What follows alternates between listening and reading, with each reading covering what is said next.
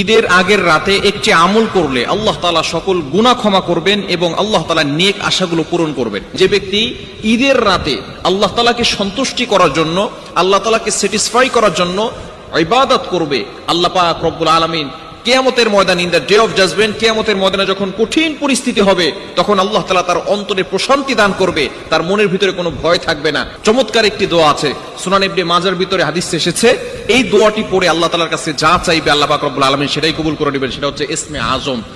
নবীজি সাল্লাল্লাহু আলাইহি ওয়াসাল্লাম জানিয়ে দিয়েছেন, আল্লাহুম্মা ইন্নী আসআলুকা বিআন্নী আশহাদু আন্নাকা আনতাল্লাহ লা ইলাহা ইল্লা আনতা আহাদুস সামাদুল্লাযী লাম ইয়ালিদ ওয়া লাম ইউলাদ ওয়া লাম ইয়াকুল লাহু কুফুয়ান আহাদ। চমৎকার একটি দোয়া। এই দোয়া কোনো ব্যক্তি যদি পড়ে, আল্লাহ পাক রব্বুল আলামিন তার গুনাহ ক্ষমা করে দেন। শুধু তাই নয়, আল্লাহ পাক রব্বুল আলামিন তার নেক আশা